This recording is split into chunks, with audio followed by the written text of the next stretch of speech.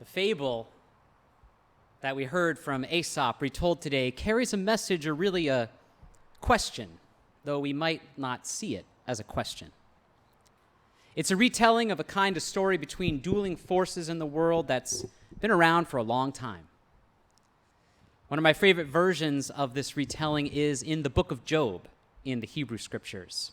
Job is the story of a man who believes in God, and Satan, although pronounced then as Satan, who when and where Job was written was part of actually God's sort of cabinet up in heaven, his sort of retinue up there. And it was a male god in the Hebrew Scriptures. Sorry about that. Only in later works did Satan get the terrible reputation that Satan has today. Satan means adversary in Hebrew. And in the story, Satan tells God that Job can be stripped of his great faith in God by taking away some of the ways that he's comfortable, some of the ways that he's happy in life. And God lets Satan, the adversary, try to prove this theory. Job's wealth, his family, his health are all taken away from him in the story. And yes, his faith in God remains intact and as pure as always. His wife calls him loony.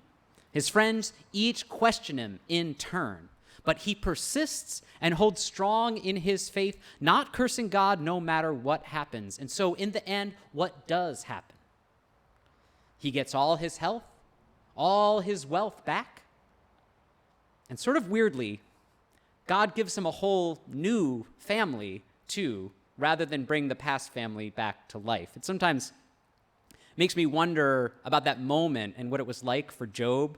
He was like, thanks for the health, thanks for the wealth, but not to be too rude, but if I could have my original family back, that would be good, rather than these new strangers. But beggars can't be choosers. Now, students of Hebrew Scripture note that there are more unique words in the book of Job than in any other book in all of the Hebrew Scriptures. Also, it's impossible to date accurately the time that the story was written. It's a very enigmatic story because there's nothing in it that relates to the real world around us. There's no history to tie it to, no destruction of the temple, no thing that scholars use to figure out when this was written. I already mentioned also another concept that speaks to its ancient character. See, Satan, being part of God's crew, God's cabinet, and being more of a mischief maker or an adversary than the horror show that it eventually turns into be, is one of those concepts that attests to this book's very ancient provenance. Also, there's no mention of an afterlife or a heaven or a hell in Job, which would also seem to place it very early before such ideas entered into the common shared knowledge of the days ahead. But really, dating this story is not that helpful for another reason, because it borrows from Egyptian and Akkadian stories written 4,500 years ago. It's more of a continuation of a thread that was there before, and it stayed put afterward too. So all of this adds to the mystery of how this book came to be, but does not answer the mystery that is at its heart. And it's this: why is there evil in the world? Just another touchy-feely Sunday here at First Unitarian, folks. So let's just really look at the story, though. Satan looked at Job, at all of his blessings and wealth, and said, that guy would not be so grateful to God if all his comforts and joys, all his little toys, were taken away from him. The story suggests first that it's kind of easy to believe in a loving and generous God when you've got a lot of money and things seem to be going your way, right? And we get that.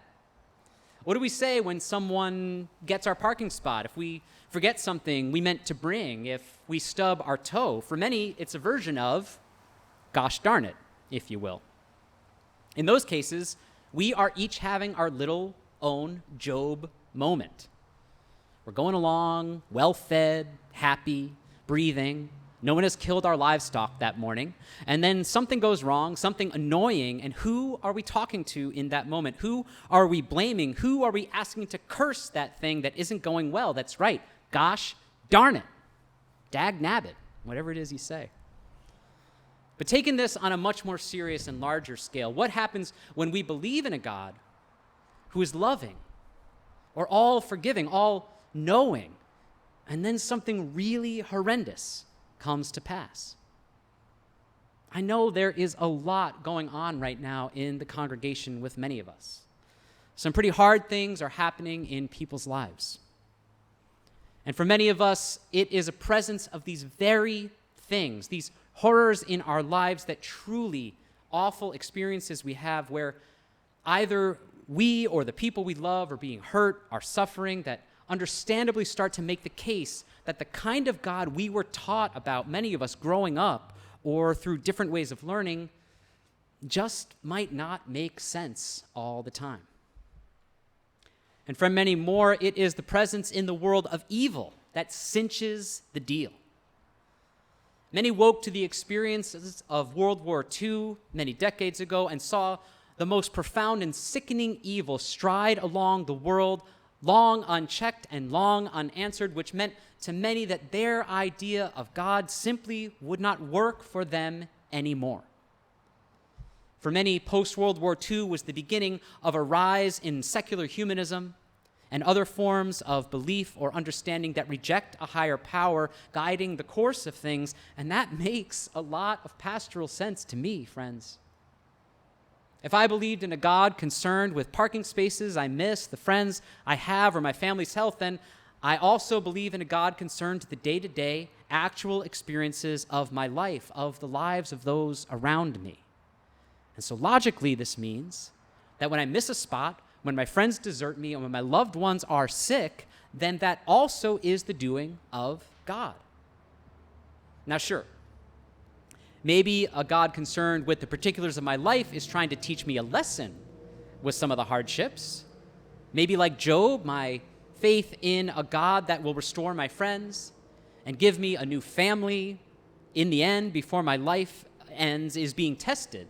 I can see some of the merit there. It's a kind of being tested, but only up to a point.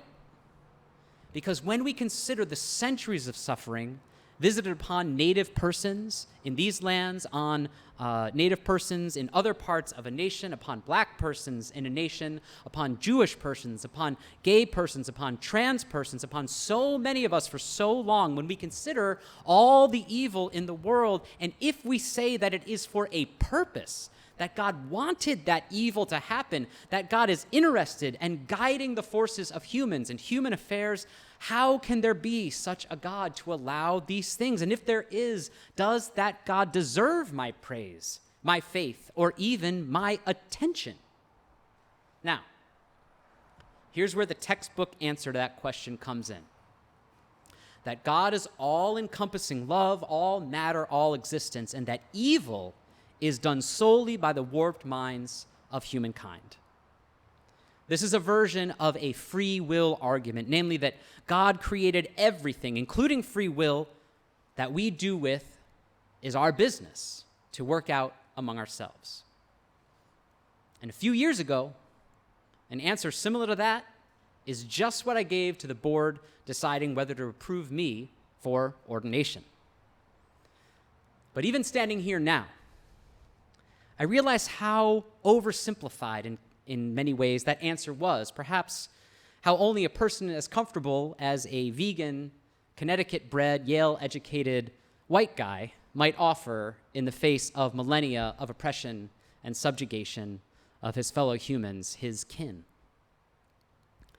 But that answer, in a way, shrinks the concept of God to our good-natured son, simply warming a world, hoping the wind won't blow everything away. One of the biggest problems of evil is how small it can make God in the lives of humans, how helpless we may feel with help that can't stop or always the greatest evils of humankind to continue. Another problem, then, is how large or unwieldy God must be if we accept that a loving God made all that evil happen for a purpose. That's kind of a horrifying hypothesis. in light of what, lo, these many centuries disclose about the surpassing capacity for evil to pass between humans. And that is why evil is a problem, friends. Not just for its own sake, but for what it makes us think about is the fate or the purpose of the universe. It is so much a problem that there is a branch of philosophy called the problem of evil. You can go to the Stanford Encyclopedia on Philosophy, my favorite resource, and read about it. It has several sub-branches. And the second edition of a book on the subject, and with the title, The Problem of Evil, was released a few years back by Michael L. Peterson, who got one of his doctorates at University of Buffalo. Go Bills. In his book, Professor Peterson shares many of the philosophical standpoints on evil and its meaning in a world that might or might not believe in God, offering some of the catastrophic ways humans have experienced the world and found reasons for belief or for their unbelief. It's a fascinating read. But evil's presence in our world starts to bring me back to our reading today from Gordon McKeeman.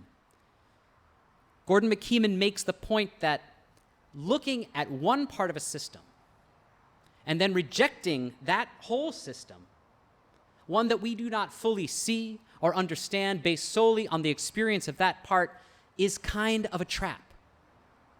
This might sound like he's saying evil's just part of the plan, but it's really not. His words suggest more broadly something else that's hard for a lot of us to admit.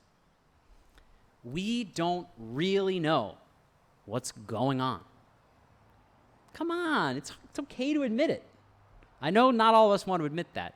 I know we're told how important it is to be right, to be well-informed, to be doing all of the latest, all of the most aware, all of the most woke ways of being, and that's all very good, and it might very well be decreasing suffering and evil in the world, but come on.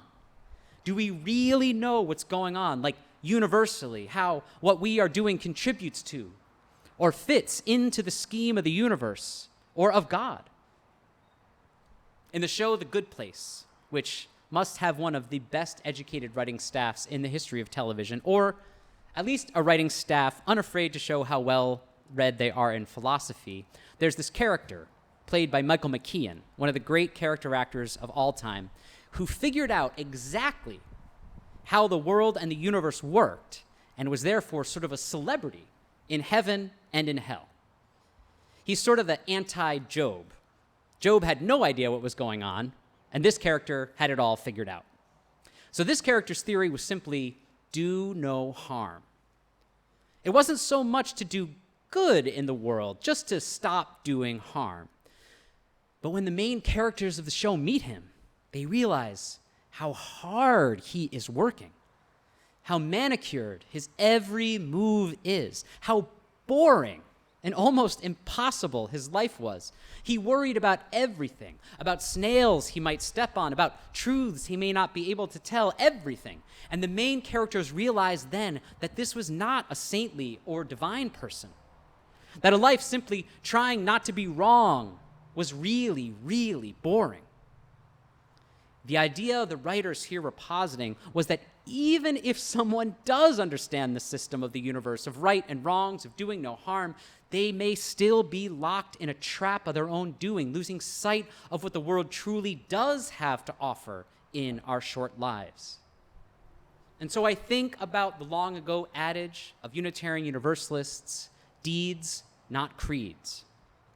Now, I might offend some of my colleagues in faiths that require a statement of belief, a confirmation of the way the system of the universe works, or a creed, for that's really what a creed, a profession of faith or understanding is. An agreement about the universe and its motions and motives in the world. But in many ways, what we practice here is much older, much deeper, and tied to a wisdom steeped more in experience, in time, than in theories about what may or may not be in store for us after this life. Like in Job, Unitarian Universalism and those in its communities believe in such a range of things about what the universe means that when it finds a thing for its followers to agree on, it's worth paying attention to. And it's a bigger difference from other beliefs than you might realize. This week in Pauhano, when one of our congregants asked us, what is so special about Unitarian Universalism? What might appeal to someone about the way of thinking or the way of being that is different from some of our neighbors, some other denominations? The answer is really in each one of us.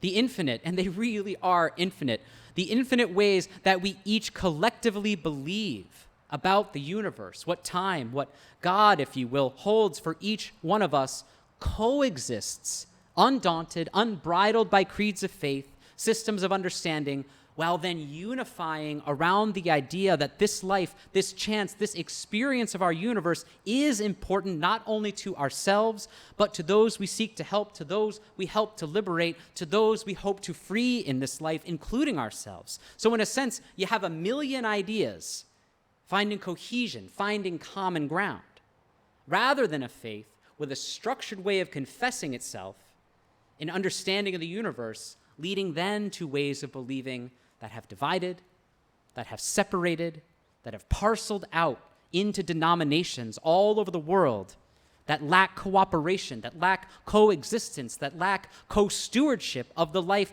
we each have to live in this time. You see the structure, many into one, one into many.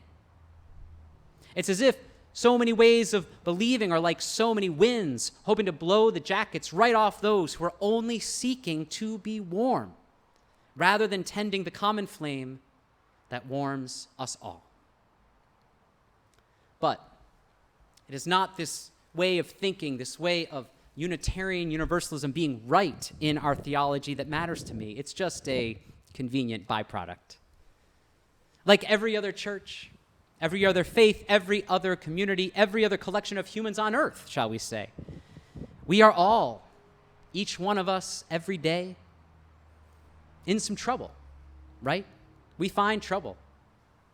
It might be an illness we have. It might be an illness a friend has, or other ways our bodies are letting us down. It might be debt, or an inability to seem to get a hold on finances. It might be challenges with drinking or with drugs. It might be other ways of being that lead to actions we don't want to take, compulsive actions, yet find ourselves doing them anyway.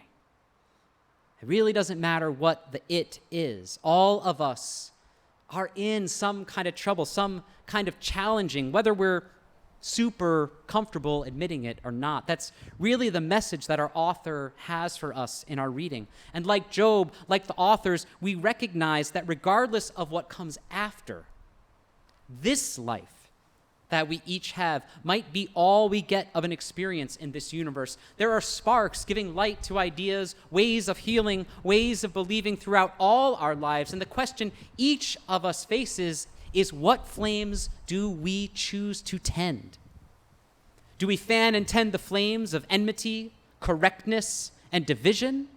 Or flame the flames of friendship, openness, and community? Do we fan and tend the flames of fear, hiding, and self-loathing? Or do we fan and flame those of courage, freedom, and love? Do we fan and tend the flames of evil, focusing on the wrongs of the world? Or the flame of good, the flame that warms the heart of equity and abundance for all, the flame that lights the way to understanding and appreciation of all, the flame that burns away the wrongs of the world so that all may be forgiven? Job knew it, the sun knows it too well, and we all know it somewhere too, that sometimes the flames we tend are hotter than a candle, more than a chalice, and more intense even than a lovely campfire, because sometimes the flame we are tending is a crucible. We know that in life, passing through what we pass through. In it goes what we seek to be rid of, and out it comes all that we want left. The problem of evil is but one of the ways so many have questioned what is right and what is good about the universe, have questioned the very existence of a power greater than ourselves. But the singular beauty of our faith is that no matter where the crucible of life calls you to go, whether your belief grows stronger, whether it wanes, or whether it grows and changes in the ways it might be meant to do here, we will still be here, tending that flame for you here in this community where we seek to build the beloved community, where life calls us on every morning to move through the troubles we may be in and yet find compassion, where life calls us on every day to witness the wrongs that dash at the heart of a hurting world and still build justice, where life calls us on every hour to brave the shadow of evil, eclipsing too many too often, and still, in spite of it, to grow joy. Whatever it is you look to here, call it the universe, call it God, call it chance, call it fate, call it whatever you want to call the living of these days that we do together. But in the end, I pray we call it at last by the same name, by its first name, by its only name, love. And for those who do, there will always be a parking spot here. Gosh darn it. And may it ever be so. Blessed be, and amen.